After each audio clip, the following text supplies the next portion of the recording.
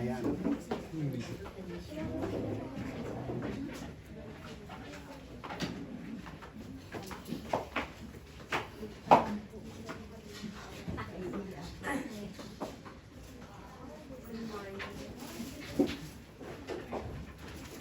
Hallelujah. Magandang umaga sa inyong lahat. Nakahanda ba tayong makinig ng salita ng Panginoon ngayong umaga? Amen. Nakahanda ba tayong makinig ng salita ng Panginoon sa ngayong umagang ito? Amen. Yan. Mas malakas. Dapat buhay na buhay tayo. Dahil ang salita ng Panginoon, sabi niya, ay buhay. Punong-puno ng kapangyarihan. Walang salita ng Panginoon na walang kapangyarihan. So,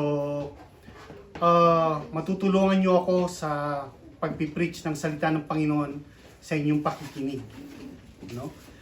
Ang mensahe ng Panginoon ay higit na nabubuhay sa puso ng mga nakikinig.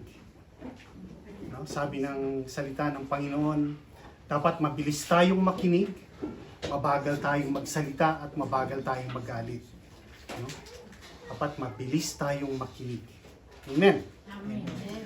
Gusto ko pong buksan, meron po akong prepare na PowerPoint, kaya lang, ewan ko, tuwing magpipreach ako dito, bakit wala akong PowerPoint? Ngayon may ginawa ako, ayaw naman gumana ngayon sa monitor. Okay. Well, anyway, kailangan nakabukas ang mga Biblia ninyo, Kasi gusto kong, habang pinapakinggan nyo yung salita ng Panginoon, gusto kong nakatuon din ang inyong mga mata sa salita ng Panginoon. Kasi ang sabi ng salita ng Panginoon, huwag nyo nga alisin ang inyong mga paningin sa kanyang salita. Hindi lang huwag aalisin sa inyong mga bibig, sabi niya huwag nyo nga alisin sa inyong mga mata. So kailangan, habang pinapakinggan natin, tayo rin naman ay nakatingin sa kanyang salita. Gusto kong umpisa ng pangangaral na to sa isang talata sa unang Thessalonica, in 1 Thessalonians chapter 1. 1 Thessalonians chapter 1 in verse 9 and 10. 1 Thessalonians, unang Thessalonica chapter 1 verse 9 and 10. Sabi niya,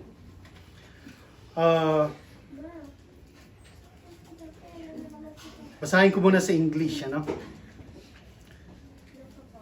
Yung PowerPoint ko kasi nasa Tagalog na. Kaya lang, hindi mabuksan. Pero, malalagay mo ba sa, hindi. Subukan natin. Ayun. Sapagkat sila rin ang nagbabalita tungkol sa amin kung paanong nakapasok kami sa inyo. At kung paanong nagbabalik kayo sa Diyos o nangagbalik kayo sa Diyos mula sa Diyos-Diyosan upang mga lingkod sa Diyos na buhay at tunay at upang hintayin ang kanyang anak. Sabihin nga natin yun, at upang hintayin ang kanyang anak na mula sa langit na kanyang ibinangon sa mga patay si Jesus na nagliligtas sa atin mula sa galit na darating. Hilingin ko pong tayong lahat ay yumuko at ating pasalamatan ng Panginoon sa kanyang salita sa umaga nito. Panginoon Diyos na aming Ama, Panginoong Jesus, aming Panginoon, ang salita mo ay tunay na buhay, Panginoon. At sinabi mo na mas matalim pa ito sa matalas na punyal, Panginoon. Kung kaya tinihiling namin ngayon, Panginoon, hayaan mo ang iyong salita ang mangusap sa aming mga puso ngayon. Bigyan mo kami ng mga bukas na mata, bukas na tenga at pusong nakakaintindi. At bigyan mo kami, Panginoon, ng biyaya na makasunod kami sa kung anuman ang mensahe mo sa umagang ito, Panginoon. Dalangin ko, Panginoon, na ang iyong mga salita na mamumutawi sa aking bibig, Panginoon, ay maging parang apoy at ang lahat ng tengang makikinig, ang lahat ng pusong mag-iintindi ay maging parang kahoy na susunugin ng iyong salita, Panginoon. Let your words devour us, Lord, in our hearts. And let your words be magnified. Hayaan mong matanyag ka sa aming mga buhay, sa aming mga puso, sa aming mga isipan. At sa oras na ito, Panginoon, narito ka sa aming kalagitnaan, mataas ka, Panginoon. Hayaan mong ikaw ang makita namin sa lahat ng ginagawa mo sa aming kalagitnaan. Maraming salamat, Panginoong Diyos. Muli kong binabalik sa iyo, Panginoon, ang lahat ng kapurihan, lahat ng pasasalamat sa pinakamagandang pangalan ng aming Panginoong Jesus. Amen and amen. Hallelujah. Sa talatang ito, in verse 10, sabi niya, ito ang isang posisyon ng isang tunay na Kristiyano. Ang posisyon ng isang tunay na Kristiyano ay, ang sabi niya, hintayin ang kanyang anak mula sa langit. Hindi hihintayin ng Kristiyano ang kanyang kamatayan. Hindi yun ang hinahanap ng isang tunay na Kristiyano. Anuman ang nararamdaman ng isang tunay na Kristiyano, anuman ang problemang dumarating sa kanya, anuman ang hinaharap ng isang tunay na mananampalataya, ang kanyang posisyon ay upang hintayin ang anak ng Diyos. Saan? Mula sa langit. Kaya sabi niya sa Bible na kapag nakikita niyo ito mga nangyayari sa mundong ito, tuminghala kayo. Tuminghala kayo dahil malapit na kayong tubusin ng Panginoon. Anong tutubusin ng Panginoon? Ang ating katawang lupa. Natubos na tayo. Nung tinanggap natin ng Panginoon, tinubos na tayo eh. Pero meron pa siyang hindi tinutubos. Ang huling tutubusin sa atin ay ang ating katawang lupa. Kaya ang posisyon natin, sabi niya, bilang isang Kristiyano, ay upang hintayin ang kanyang anak mula sa langit na kanyang ibinagon sa mga patay. Si Jesus na nagligtas sa atin mula sa galit na darating. Merong paparating na galit. Mga kapatid, meron pong paparating na puot ng Diyos. Ngunit ang sabi diyan, iniligtas na tayo ng Panginoong Jesus doon sa paparating na galit na yan. Mula nung nag-preach ako dito sa inyo, kung maalala nyo, lagi akong merong itinuturo patungkol sa muling pagbalik ng Panginoon. About the rapture, about His second coming.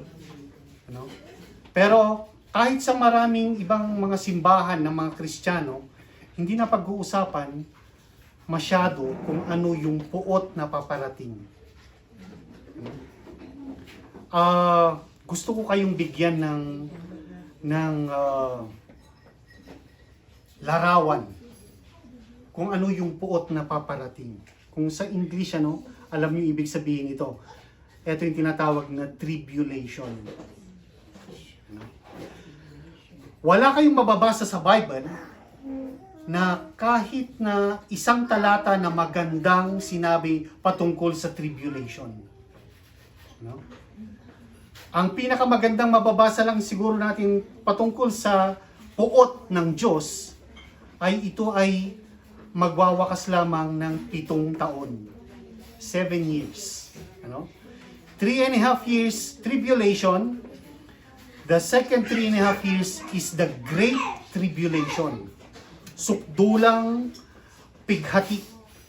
Sukdulang kahirapan. Sukdulang hirap dito sa mundong ito. Alam natin na ang mga sumusunod na mga mangyayari sa mundong ito, kung alert kayo, kung nakikiramdam kayo sa mga nangyayari sa mundong ito, kung matalas ang inyong discernment, sabi niya, sabi ng Panginoon sa mga Pariseyo noon, sabi niya, ang gagaling nyo kapag tumingin kayo sa langit, alam nyo kaagad kung uulan o maganda ang panahon. Pero hindi kayo marunong mag-discern ng spiritual things. At ang tawag niya sa mga Pariseyo noon, mga hypocrites. Bakit? Kasi nga, alam nilang i-discern yung mga nangyari sa sa mundo pero hindi nila ma-discern kung ano yung nangyayari sa spirito. Dapat kung Kristiyano kayo, balanse yun. Dapat alam natin ano ang kinikilos ng Panginoon. Ano? So sabi ko, ang mga sumusunod na mangyayari sa mundo natin ay ang pagdagit ng Panginoon sa kanyang simbahan. That is called the rapture. Ano? Susunod doon, immediately pagkadagit ng Panginoon sa kanyang simbahan, yan yung sinasabi niya, niligtas tayo sa galit na paparating. No? Immediately, pagdagit ng Panginoon sa atin, mangyayari yung galit o yung puot ng Panginoon sa mundong ito. Mangyayari kaagad yung tribulation. Pagkatapos ng 7 years tribulation or the Great Tribulation, babalik ang Panginoon kasama tayo. At maghahari ang Panginoon sa lupa ng 1,000 taon. That is called the Millennium Reign. Ano? 1,000 taon tayong maghahari. Ano? Lahat ng dinagit ng Panginoon, kasama niyang babalik. After the 7 years na yon, ng puot ng galit ng Diyos, babalik tayo kasama ang Panginoon at 1,000 taon pa tayo mabubuhay sa lupang ito. Matagal yung 1,000 taon na yun. Ano? Kaya kung sinasabi sa news na nasisira na ang mundo, huwag kayong maniniwala doon. Ang sinasabi ng Biblia, meron pa tayong 1,000 taon pagkatapos ng 7 years Great Tribulation. Hindi masisira ang mundo. Anticipated ng Panginoon ang lahat na mangyayari. Amen? Amen. Pagkatapos ng 1,000 years, gagawa siya ng bagong langit at lupa, at that is the beginning of eternity. Ano? Doon pa lamang magsisimula ang eternity. Pero ano ang mangyayari doon sa mga taong may iwan? On the day, doon sa araw, mula sa galit na paparating. Ano ang mangyayari doon sa mga taong may iwan dito sa lupa? Meron bang kaligtasan pa sa mga taong may iwan dito sa lupang ito? Gusto ko kayong bigyan ng senaryo, larawan, kung ano yung mga mangyayari dun sa mga maiiwan dito, upang kung meron naman kayong mga kakilala pa na hindi pa nagtatalaga ng kanilang buhay sa Panginoon, ay may pamahagi nyo rin sa kanila na hindi maganda na maiwan tayo. Ano? Doon sa 7 taon na yon na sinasabi sa Bible na puot, galit ng Diyos. Ano? Walang magandang sinabi patungkol sa puot na galit ng Diyos. Ano? Kundi ang pinakamagandang nasabi niya lamang ito ay hanggang 7 years lamang. No? In 1 Thessalonians chapter 5, no? 1 Thessalonians chapter 5, unang Thessalonica chapter 5 verse 1 and 2. Verse 1 and 2, sabi niya, datapwat tungkol sa mga kapanahunan at mga bahagi ng panahon. Mga kapatid, hindi ninyo kailangan na isulat ko pa sa inyo ang anuman, ang sabi ni Pablo. Sapagkat kayo rin ang mga lubos na nakakaalam na ang pagdating ng kaarawan ng Panginoon ay gaya ng magnanakaw sa gabi. Ano? Yung pagdating daw ng Panginoon, yung pagdagit niya sa kanyang simbahan, yung pagbabalik ng Panginoon ay parang isang magnanakaw sa gabi. Walang magnanakaw ang magsasabi sa inyo, mamayang 2:00 na madaling araw pupunta ako sa inyo. Magnanakaw nga eh. Ganun daw ang pagdating ng Panginoon. Pero hindi para sa atin.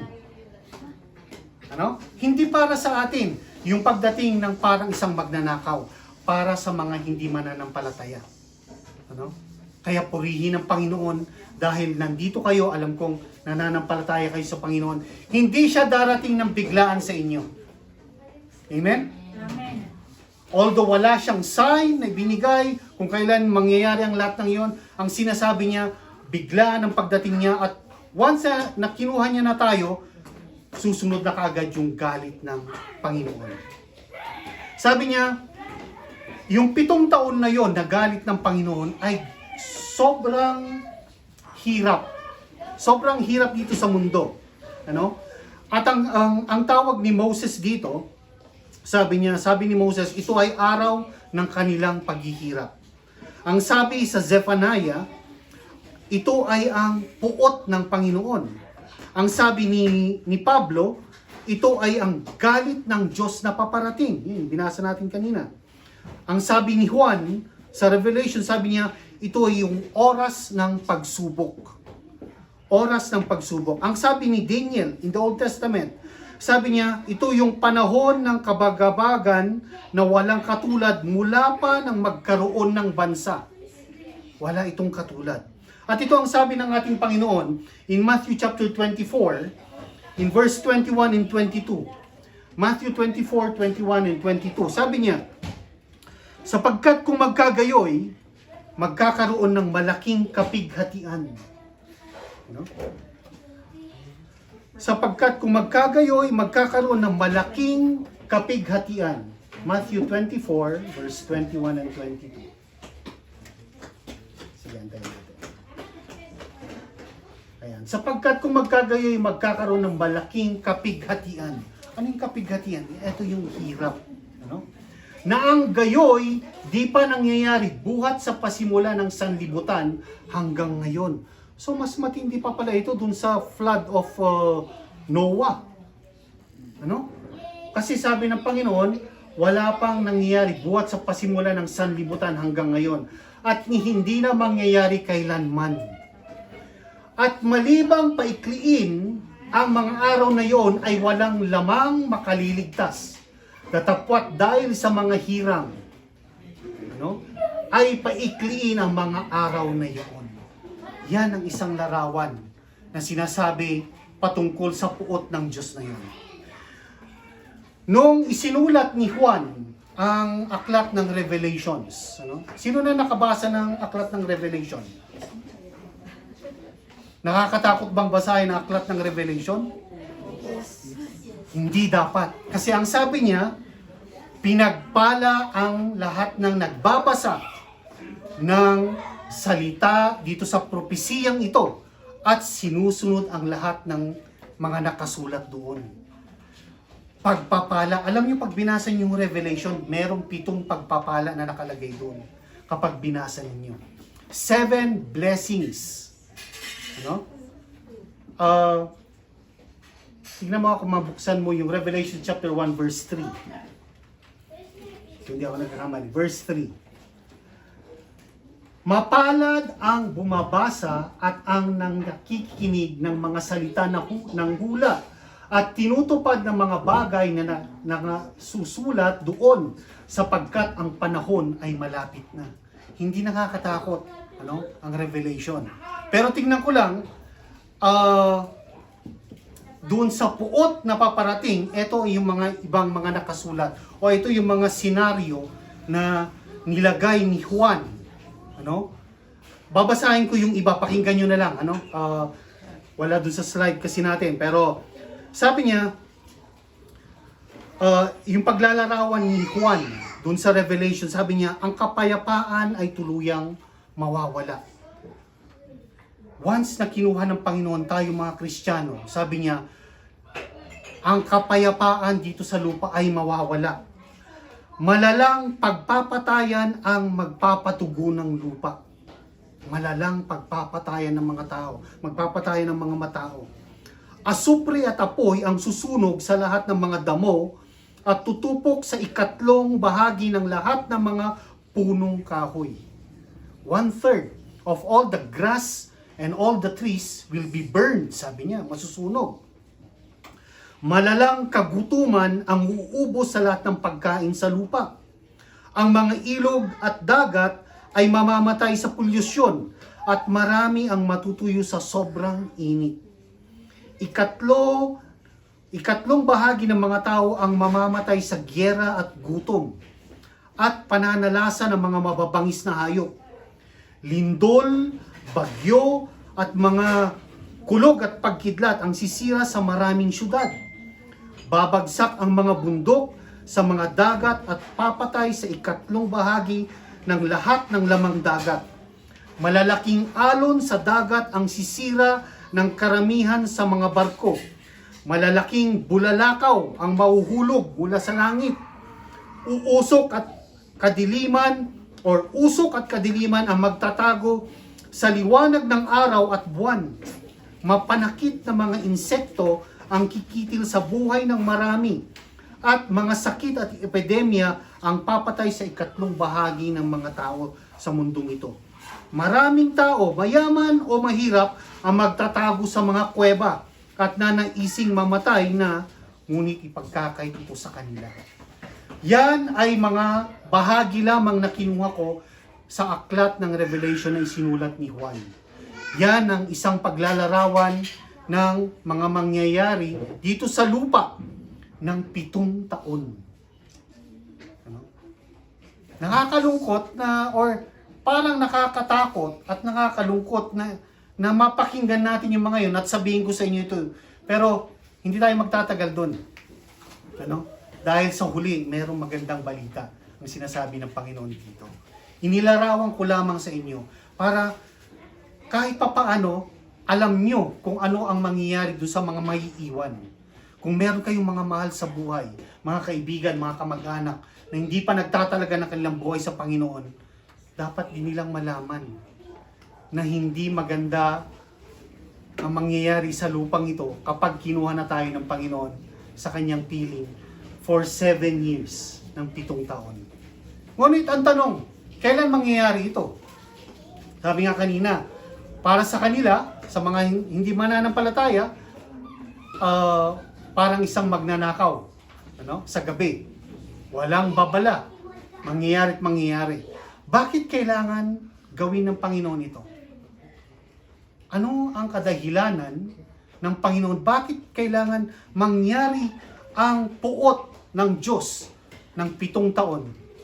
Bakit kailangan niyang padaanin yung mga hindi mananampalataya sa mga bagay nito?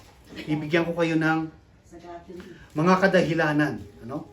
Unang-una, pakinggan nyo to ha.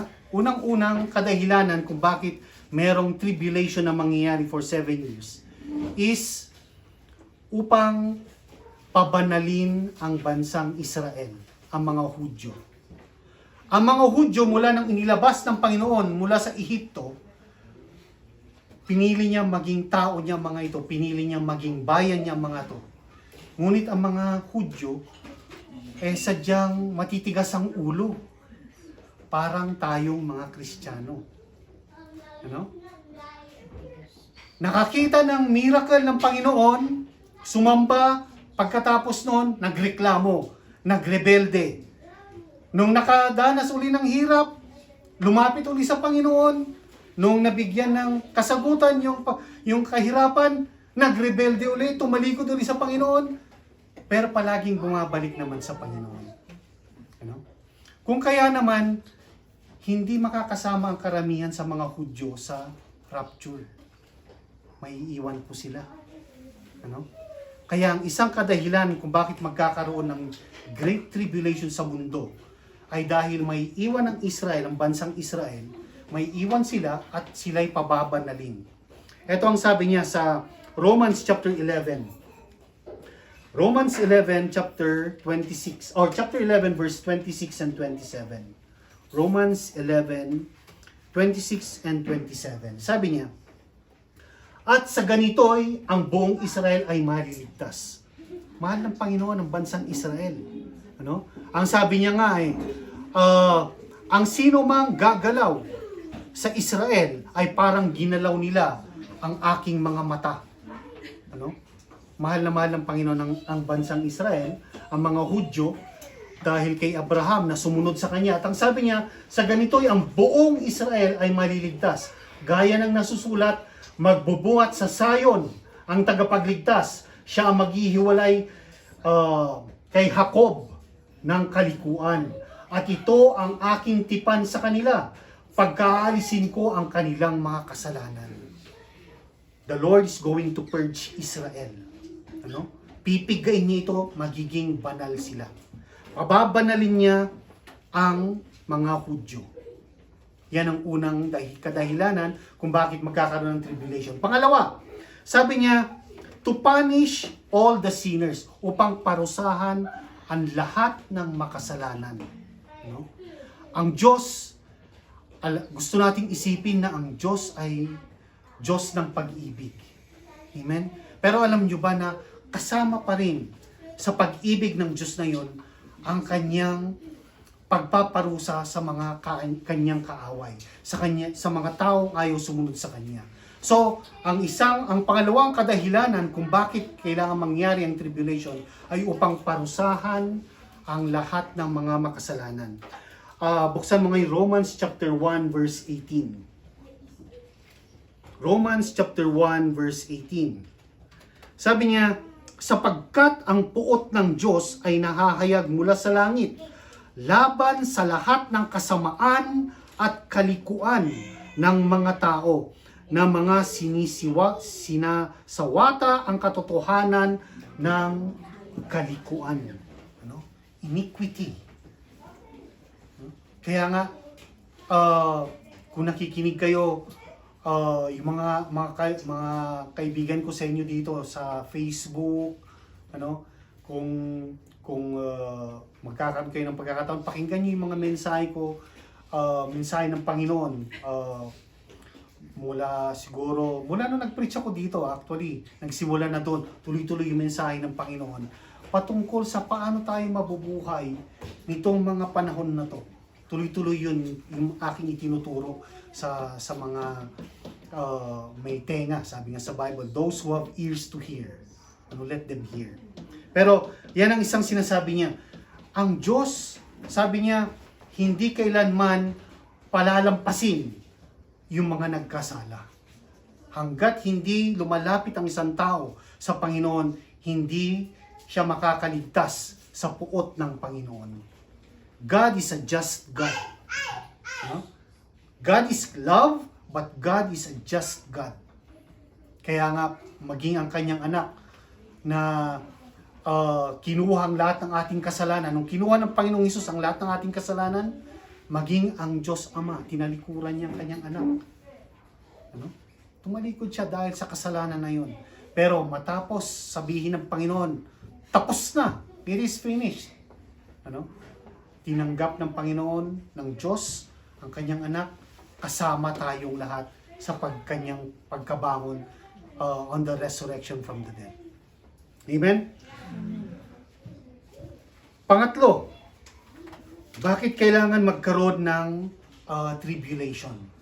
Ito yung isang magandang balita na masasabi kong bakit kailangan mangyari yung puot ng Panginoon ng 7 taon na yun. Sabi ng marami, bago dumating ang Panginoon, magkakaroon nga ba ng revival? Ano sa palagay ninyo? Bago ba dumating ang Panginoon, marami bang lalapit sa Panginoon? Marami bang mga tao dito sa lupa ang lalapit sa Panginoon? Wala pong nasusulat sa Bible na ganun. Actually, kabaligtaran ang mangyayari. Maraming tatalikod sa Panginoon. Tama yun. Sino nagsabi nun? Si Mother. Yun po nasusulat. There will be a falling away from the faith, sabi niya. Wala pong revival. Ang magandang balita, magkakaroon ng great revival in the midst of that tribulation. Sa kalagitnaan ng pighati, sa sobrang hirap ng mga tao, maraming kakaroon ng or lalakas ang pagbangon ng pananampalataya ng mga tao. Dahil tuloy-tuloy ang pagtawag ng Panginoon. Kahit na ginajudge ng Panginoon ang mga tao ng 7 taon dito sa mundong ito, sa lupa, tuloy-tuloy ang kanyang pagtawag sa mga tao. Na lumapit kayo sa akin upang mabuhay kayo ng panghabang buhay. Magkaroon kayo ng buhay na walang hanggan. There will be a great revival in the tribulation. Amen? Masaya ba kayo doon? Amen. Alam niyo ang sabi niya sa Revelations, buksan mo ngayon Revelations chapter 7.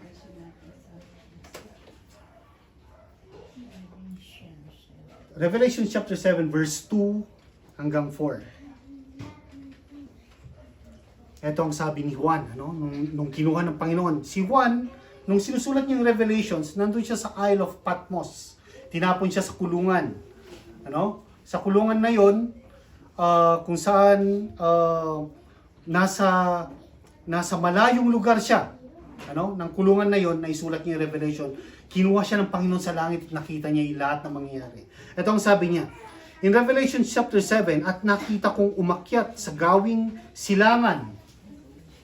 At nakita ko ang ibang anghel na umakyat mula sa sikatan ng araw, na taglay ang tatak ng Diyos na buhay. At siya'y sumigaw ng tinig na malakas sa apat na anghel na pinagkaloobang maipahamak ang lupa at ang dagat.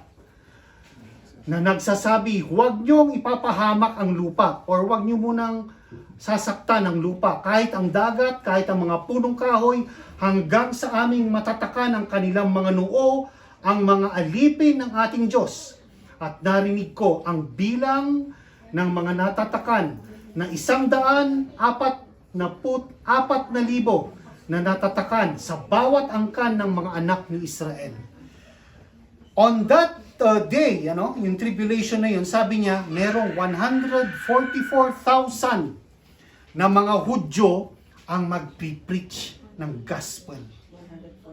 144,000. Biruin nyo, 12,000 on every tribe ng Israel. Sa bawat anak ni Israel, sabi niya, may 12,000. Tatatakan ng anghel yung mga 144,000 na yun na mag-preach sa buong mundo. Isipin nyo na lamang, nung pumili ang Panginoong Hesus ng 12 tao, ano nangyari? They turned the world upside down. Na halos lahat ng sulok ng mundo narating ng ebanghelyo ng 12 na tao.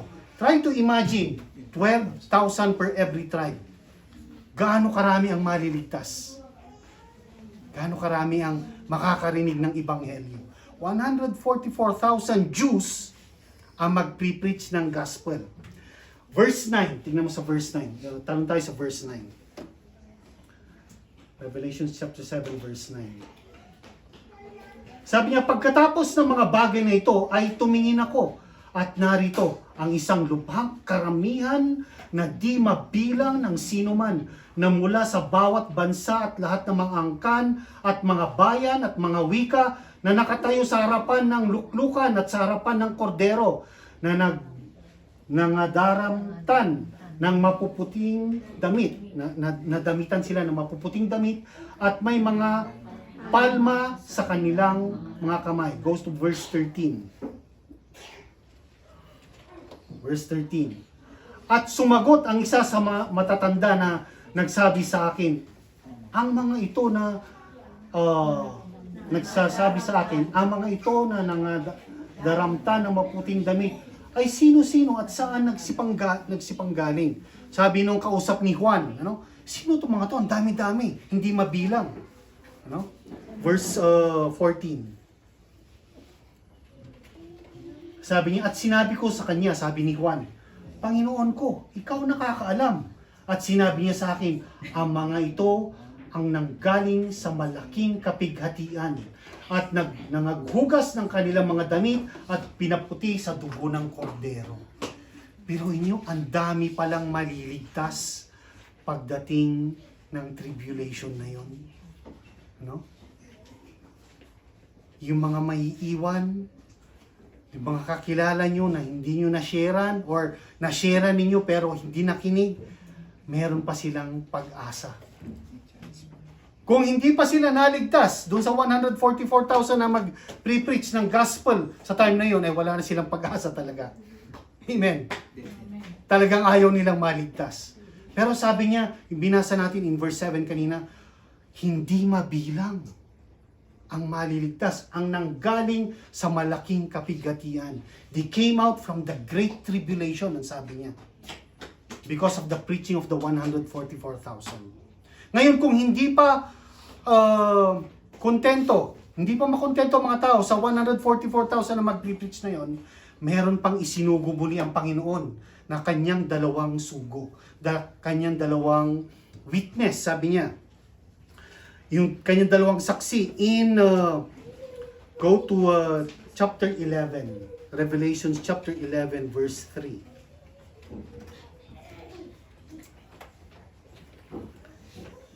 Sabi niya, isusugo ko ang 2 kong saksi na nakadamit ng sako at sa loob ng 1,260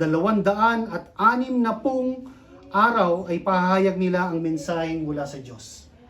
At may pinagkaloob ako sa aking 2 saksi. Merong 2 saksi na isusugo ang Panginoon. At sila'y magsisipanghulang 1,260 araw na nararamtan ng magagaspang na kayo. Or ano ba yung kayo na yon? Doon sa translation ko kasi, mensahe ng Diyos. Ano? May 2 saksi. Sabi ng maraming scholars, yung 2 saksi na yun, si Moses daw at saka si Elijah. Ano? Sabi naman ng iba, si Moses daw at saka si Enoch. Kasi yun yung si Enoch yung unang na-rapture. Alala niyo yun? Si Elijah yung pangalawang na-rapture. Pero kapag binasa niyo yung mga sumusunod na talata dyan, yung 2 witness na yun, sabi niya kaya nilang gumawa ng mga miracles na gawing dugo yung tubig. So, pwedeng si Moses nga. Si Moses ang gumawa ng ganun eh. Kaya rin nilang pahintuin ang ulan. Sino ang gumawa nun? Si Elijah. Ano? Pero inyo si Elijah, 2 beses siya mararapture kung sakasakali. Narapture na siya noon, mararapture ulit siya nito. No? Pero alam niyo ang sabi dyan, yung 2 saksi na yan, dahil nakaupo yung Antikristo, lalabanan niya yung 2 saksi na yan. Yung araw, sabi niya, 1,260 araw, yan ay 3.5 years. 3.5 years sila mag-pre-preach. And pagkatapos ng 3.5 years na yun, lalabanan sila ng Antichrist. At mamamatay sila. 3 araw na nakahandusay yung mga katawan ng 2 witness na yan sa lupa, makikita ng buong sanlibutan, sabi nila. Nung sinulat ni Juan ang Revelation, wala pang mga internet noon, wala pang cable TV, wala pang mga hindi pa tayo makakapanood ng mga nangyari sa ibang bansa.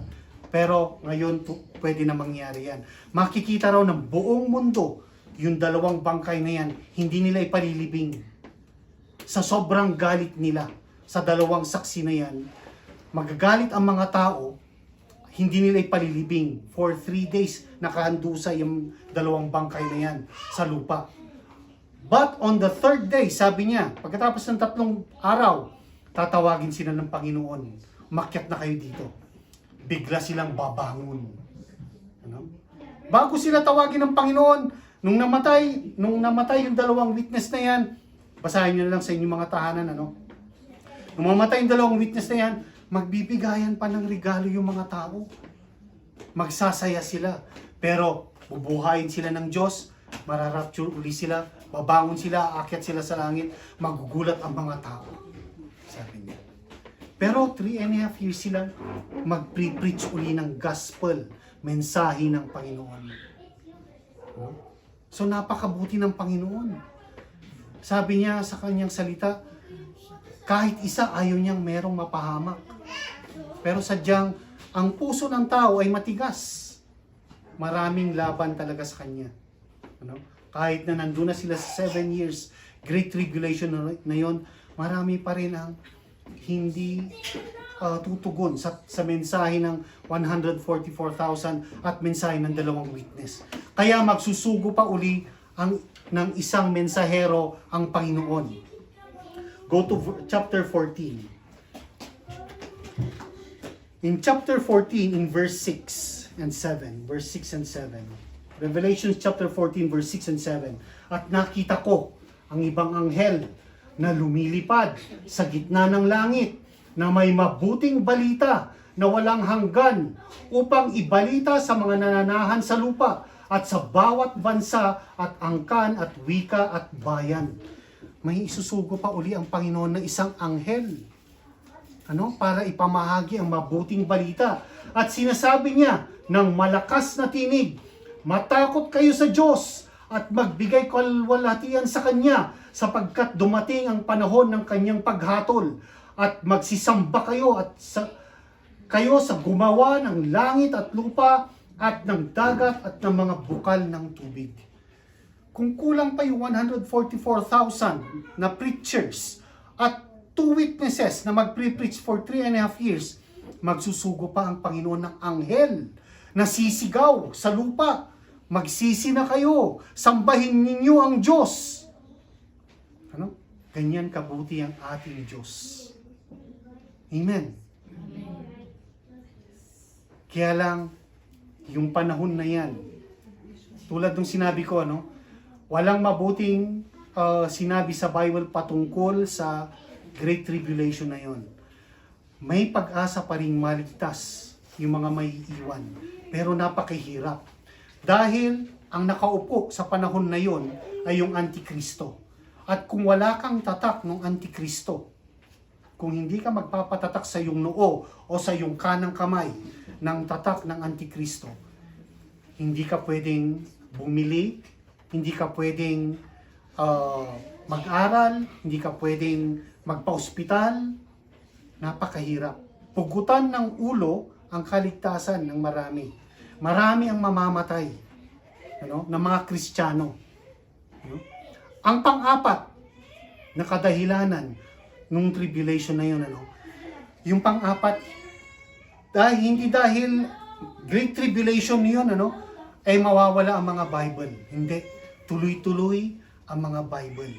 Tuloy-tuloy ang mga biblical materials nakakalat sa buong mundo. Habang nagpre-preach yung 144,000, yung 2 witnesses, habang maririnig ng mga tao, yung anghel na nagbibigay ng magandang balita, kumakalat din yung Bible. Tuloy-tuloy ang Bible. Tuloy-tuloy yung mga Christian materials natin. Kaya nga, mula nung nilid ako ng Panginoon na i-record ko lahat ng mga mensahe, hindi ko makita kung anong kadahilanan noon. Pero nagsimula ito nung pandemic. Siyempre, hindi makalabas ang mga tao. O di, mag-live ka sa Facebook. Gamitin mo yung social media. Hindi ko alam, mas matindi pa pala yung plano ng Panginoon. Dahil pagdating ng Great Tribulation, wala na ako dito, pero siguro sisikat ako sa YouTube. Meron po akong YouTube channel. Kaya lang, kapag tinignan nyo yung YouTube channel ko, ang mga nanonood lamang, siguro, pinakamarami na yung mga 30 views. Pero pagdating ng Great Tribulation, sa tingin ko maraming makakapanood ng mga YouTube preachings ko. Kaya ang sinasabi ko rin sa inyo, kung ginagamit nyo ang social media, wag puro selfie ninyo ang ipakita ninyo. Wag puro yung pagkain, kung anong kinakain ninyo, kung saan kayo pumunta. Hindi, gamitin nyo yung social media para mangaral. Dahil pagdating ng pighati sa mundong ito for 7 years, walang magagawa mga tao. Yung mga kaibigan ninyo, titignan nila, si sister na ganito, si brother na ganito, ano bang mga nandito sa niya? Ay, nangaral pala siya noon. Di maganda ang makikita niya sana yung mga pangangaral, yung mga mensahe mula sa Biblia, makikita nila sa social media ninyo. Hindi yung may mga bagong app ngayon. Yung matanda, biglang bumata ang mukha, hindi mo na makilala. Si sister ba yan? At parang sobra naman yung filter niya, parang hindi na siya. Magsasalubong kayo sa Session Road, hindi naman kayo itsura mo sa Facebook. Ang sinasabi ko, gagamitin ng Panginoon yung mga iwan natin dito. Yung mga Bible niyo, kung marami kayong mga Bible sa bahay, pagpagin nyo yung mga yan. Kalat nyo sa lahat ng sulok ng bahay ninyo. Para kung saan kayo pumunta, magsisiyar kayo, may Bible doon, magbasa kayo ng Bible. Pag umalis kayo, kapag dinagit kayo ng Panginoon, lahat ng mga maiiwan sa mahal ninyo sa buhay, mga nasa bahay nyo, kung meron mga maiiwan sa kanila, makikita nila, ito yung mga ginagawa ni nanay noon, ito yung ginagawa ng aking kapatid noon. Makikita nila yung mga materials ninyo. Bubuksan nila yung Facebook ninyo, yung messenger ninyo, salita ng Panginoon na makikita doon. Amen po ba? Amen. Huwag ninyong gamitin, huwag tayong, ang isang commandment sa atin mga Kristiyano, do not be conformed to this world. Huwag kayong gagaya. Huwag kayong gagaya sa mundong ito. Alam niyo ang Facebook, ang galing mandaya ngayon. Nag-post, gumawa ka ng reel. Ano? Sasabihin niya sa'yo, uy, ang galing mo, rising star ka na ngayon. Ano? Gumawa ka uli ng panibagong reel. Gagawa ka na naman ng ibang reel. Ano naman kayo gagawin kong reel? Yung pagkain namin mamayang gabi. Nagluluto ka. Wala pong silbi yung mga yun. Kung Kristiyano po tayo, ang buhay po natin ay para bigyan ng kalwalatian ang Diyos na nagligtas sa atin. Amen po ba? Amen. Hindi niyo mabibigyan ng kalwalatian ng Diyos sa pagpapaganda ninyo sa Facebook. Ano? Sa pagpapakita ninyo ng mga pinupuntahan yung mga lugar. Maluluwalhati siya kapag merong nakabasa ng mga inilagay nyo doon at tumanggap sa kanya or binasa nila, tinamaan siya. Ano? Napakadaling mag-evangelize ngayon. Hindi mo kailangan magsalita. Kumuha ka ng scripture verse. Panalangin mo, Lord, gusto ko pong i-post ito. Gamitin mo nga po kung sino po makakabasa magkaroon siya ng malalim na pang-unawa at pang-intindi sa verse na ito. You pray for it. Ano? Hindi yung basta ka, pili ka na lamang ng pili. Hindi. Tayo mga Kristiyano, we acknowledge God in everything. Sabi niya. Acknowledge Him and He will direct your path. Amen? So pagdating ng panahon, mag-preach yung 144,000, yung dalawang saksi, yung 2 witnesses, mag-preach yung anghel, mag-preach pa rin tayo. Amen? Amen. Kaya kung di pa kayo nakasubscribe dun sa YouTube channel ko, mag-subscribe na kayo para may makakarinig. Ano ba? May nagtatanong po kung ano Yung YouTube channel ko po, Ricky Garlejo Quinto. Yung pangalan ko po. Hanapin nyo lamang yung pangalan ko doon. Makikita nyo yung ano. Marami po akong preachings mula nung pandemic po yun. Ano? Ricky Garlejo Quinto. Garlejo Quinto. Ano? Yung mga Sunday services namin, lahat, nire-record ko lahat yun. Nila-live ko, nire-record ko lahat. Hindi ko alam, magagamit pala ito pagdating ng panahon. Ano? Mga Tagalog po yun. Meron po akong preachings about healing. Although, yung mga preaching ko kasi sa healing, karamihan doon, mga English kasi mayroong mga nanonood ng mga foreigners. Ano? Pero madali namang intindihin. Hindi naman tayo binigyan ng Panginoon ng utak na hindi makakapang-unawa. Amen? We have the mind of Christ, sabi niya. Amen? Ngayon, ito po. Dito po ako magtatapos. Yung panahon na yun, yung 7 years Great Tribulation, kapag tinignan nyo sa Revelations talaga, no? It is hell on earth. Impyerno dito sa lupa. Kung nakarinig na kayo ng mga salitang yun, parang impyerno naman dito sa lupa. Yun po yung panahon ng impyerno sa lupa. Pero, dahil sa pagmamahal ng ating Panginoon, ano, tuloy-tuloy ang kanyang pagtawag sa mga tao. Habang nandito pa tayo, habang hindi pa tayo dinadagit ng Panginoon, binigyan niya tayo ng kautusan. Hindi na po yung mga 10 commandments, hindi na po yung napakaraming mga commandments sa Old Testament. Ano? Kung babasahin ninyo ng maigi at pag-aaralan ninyo ang bagong tipan, ang New Testament, 2 lamang ang mahalagang commandment na binigay ng Panginoon. The first one is, believe in the Lord Jesus Christ. Ano? Marami tayong verses on how we are going to believe in the Lord Jesus Christ. Ang isang pinakamahirap na verse, hindi ko alam kung kabisado nyo to, John 3:16. Mahirap ba yun?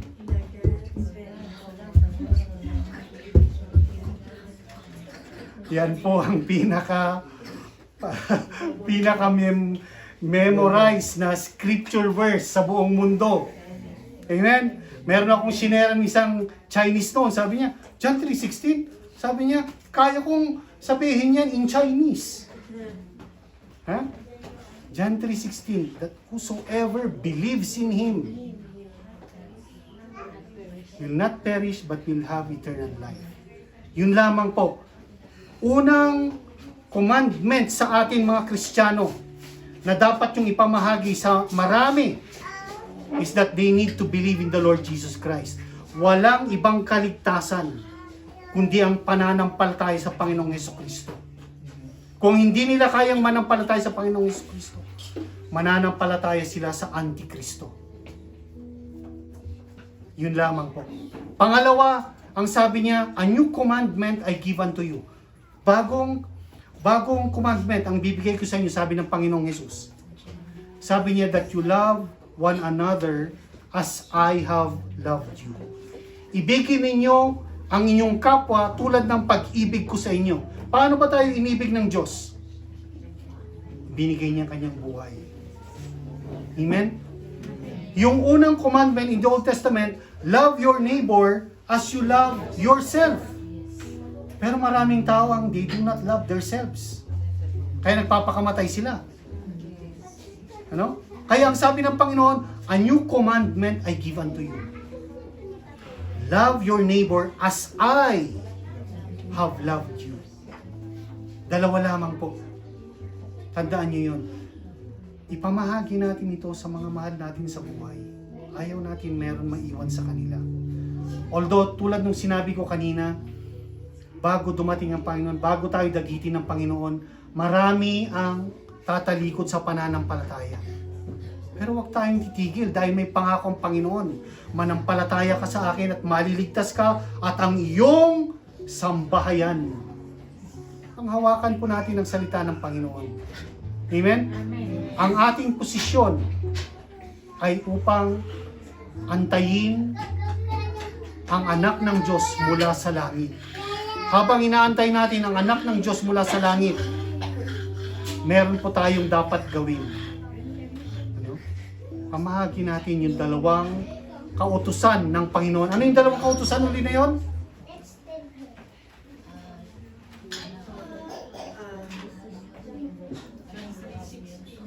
John 3:16, no? Believe in the Lord Jesus Christ. And the second is, love your neighbor. Sabi niya, mahalin mo ang iyong kapwa. Kasi, sabi ni Juan, ano? Si Juan po yung, hindi ko alam kung nabasa nyo na, ang tawag niya sa kanyang sarili, ang apostol na iniibig ng Diyos. He is the love disciple. Ano? He is the love disciple. Ang sabi niya, sasabihin mong mahal mo ang iyong kapwa, or sasabihin mong mahal mo ang Diyos na hindi mo nakikita, pero galit ka sa iyong kapwa, sinungaling ka. Paano mo mamahalin yung taong nakikita mo o yung Diyos na hindi mo nakikita, hindi mo kayang mahalin yung taong nakikita mo? Nakita niyo yun? Kasi kaya kung meron kayong mga galit sa mga tao pa, kung meron pa kayong mga hinanakit sa inyong mga puso, sa ibang tao, ngayon pa lamang alisin nyo na yun dahil lang sabi sa Biblia, sabi niya in the book of Hebrews, walang makakakita sa Panginoon hanggat meron siyang galit, hanggat meron siyang kagalit. Hindi niyo makikita ang Panginoon hanggat meron kayong kagalit. Yun ang sabi niya. Kaya kung meron kayong kagalit, ngayon pa lamang, patawarin niyo na.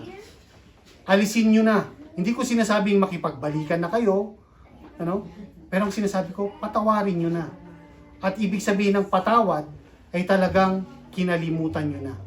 Hindi man mabalik yung dating ugnayan ninyo o pagsasama ninyo o pag-iibigan nyo at pagmamahalan ninyo, napatawad mo tulad ng pagpapatawad ng Panginoon sa atin.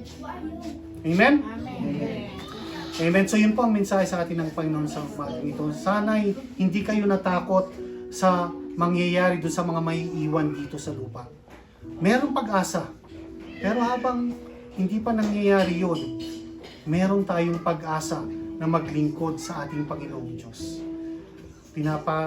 Hinihiling ko sa inyo, pinapakiusap ko sa inyo, mabuhay naman po tayong tunay na mananampalataya.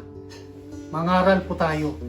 Hindi po pastor lamang ang mangangaral. Ang bawat disipulo ng Panginoon ay may karapatang mangaral. Amen? Amen. Kaya palaguin ninyo ang inyong pananampalataya. Hilingin ko ang bawat isa na tumayo ngayon at hilingin natin ang kakayanan na yan na ibinigay na ng Panginoon sa lahat ng gustong tumanggap. Ang sabi ng Panginoon sa kanyang mga disipulo, bago siya umakyat ng langit, sabi niya, huwag kayong aalis ng Jerusalem. Huwag kayong muna magpipreach hanggat hindi niyo tinatanggap ang banal na spirito na magbibigay sa inyo ng kakayanan upang maging saksi ko sa lupang ito. At ganun nga ang kanilang ginawa. At ang sabi in Acts chapter 2, when the time has fully come, the time of Pentecost, sabi niya, ibinigay ng Panginoong Diyos ang banal na spirito sa lahat ng mananampalataya. Mga kapatid, kung kayo ay nanampalataya na sa Panginoon, kung tinanggap niyo ng Panginoong Jesus sa inyong buhay at itinalaga ninyo ang inyong buhay sa Panginoong Jesus, ang banal na spirito ay nasa inyo na. Siyang nagbibigay ng kakayanan na yan. Tayong lahat ay yumuko. Hallelujah, Panginoong Diyos. Aming Ama, nasa langit, Panginoong Jesus. Tunay, Panginoon, na Ikaw ay Diyos ng pag-ibig. Panginoon, hanggang sa araw ng iyong puot, hanggang sa araw ng iyong galit, Panginoon, patuloy kang tumatawag ng mga tao upang manampalataya sa iyo at magkaroon ng buhay na walang hanggan. Mapalad kami, Panginoon, dahil tinignan mo kami. Binigyan mo kami ng pansin, Panginoon. Kasama ang lahat ng mga mahal namin sa buhay, Panginoon. At dinala mo kami sa iyong pamilya, Panginoon. Mula sa pamilya ng kadiliman, dinala mo kami sa pamilya ng liwanag, sa iyong pamilya, Panginoon. Kung kaya naman, Panginoon, meron kaming karapatan ngayon tawagin ka naming aming Ama. Tawagin mo kaming iyong mga anak, Panginoon. Bilang iyong mga anak, Panginoon, meron kaming responsibilidad na sumunod sa iyo. Lord, tinataas ko po sa iyo ang iyong mga anak na narito ngayon, Panginoon. Lord, lahat na nakarinig ng mensahe mo at lahat na makakarinig pa ng mensahe nito, Panginoon, inihiling ko po, Panginoon, bigyan mo po ang bawat isa ng kakayanan, Panginoon, na makasunod sa lahat ng ipinag-utos mo. Sa lahat, Panginoon, na ipinakita mo sa amin, Panginoon, ay magamit namin ito upang makapangaral pa sa mga hindi pa nagtatalaga ng buhay sa iyo, Panginoon. Hinihiling namin, Panginoon, ang kakayanan ng banal na spirito upang kami magkaroon ng lakas ng loob na mangusap, magkaroon kami ng talino at magkaroon, Panginoon, ng silbi ang bawat salita na mamumutawi sa aming mga bibig. At ang bawat makarinig, Panginoon, Ikaw ang makita, Panginoon. At lahat na makakita sa iyo, Panginoon, talaga rin nila ang buhay nila sa iyo, Panginoon. Lord, alam namin na kalooban mo na kahit isa ay walang mapahamak. Nihiling din po namin, Panginoon, huwag mo pong hayaang mapahamak ang mga mahal namin sa buhay na hindi pa nagtatalaga sa iyo, Panginoon. Isugo mo po, Panginoon, ang iyong mga lingkod. Kung hindi kami pakikinggan, magsugo ka po ng iyong mga lingkod sa kanilang mga daraanan. Hayaan mo pong marinig nila ang iyong salita, Panginoon. At kapag narinig nila ang iyong salita, Panginoon, ay magtalaga na sila ng buhay din sa iyo, Panginoon. At makapiling namin sila sa pagtunog ng trompeta, kasama ng lahat ng mga namatay sa iyo, Panginoon. Sasalubong kami sa langit at magpakahanggang walang hanggan, Panginoon. Ikaw ay kasama na namin, Panginoon. Yun ang aming puso at dalangin, Panginoon. Yun ang aming puso ngayon, Panginoon, na maligtas pa, Panginoon, ang maraming tao, Panginoon, tulad ng kalooban mo. Yun din ang kalooban namin ngayon, Panginoon. Kaya Lord, muli, tinataas ko po sa iyo ang bawat isa sa amin. Kasama po ako, Panginoon. Tinataas namin ang aming mga buhay sa iyo, Panginoon. Gamitin mo po ang bawat isa, Panginoon, na mabuhay dito sa mundong ito, sa nalalabing araw namin, Panginoon, hanggang sa muli mong pagdating, na magamit mo kami, Panginoon, bilang mga ebanghelyo mo, Panginoon, ang buhay namin magsilbing mensahe sa lahat ng makakakilala namin, Panginoon. At Lord, sa lahat ng ito, wala kaming kukuning kalwalatian. Dahil ang lahat ng kalwalatian ay tanging sa iyo lamang, Panginoong Jesus, sa pinakamaganda mong pangalan, sa pinakamataas mong pangalan, Panginoong. Sinabi mo, ang lahat ng tila ay magsasabing ikaw ang Diyos, ikaw ay Panginoon, at lahat ng tuhod ay luluhod sa iyo. Ngayon pa lamang, Panginoon, itinataas ka na namin bilang aming Panginoon at lumuluhod kami sa iyong pagkapanginoon, Panginoon. Maraming salamat sa pagkakataong ito, Panginoon, na natuto kami sa iyong salita. Lord, receive all the glory, all the honor, and all the praises in your matchless, walang katulad na pangalan mo, Panginoong Hesus. Ito ang aming samo at dalangin, at ang lahat ng anak ng Diyos ay magsabi ng Amen. Amen. And Amen. Maraming salamat.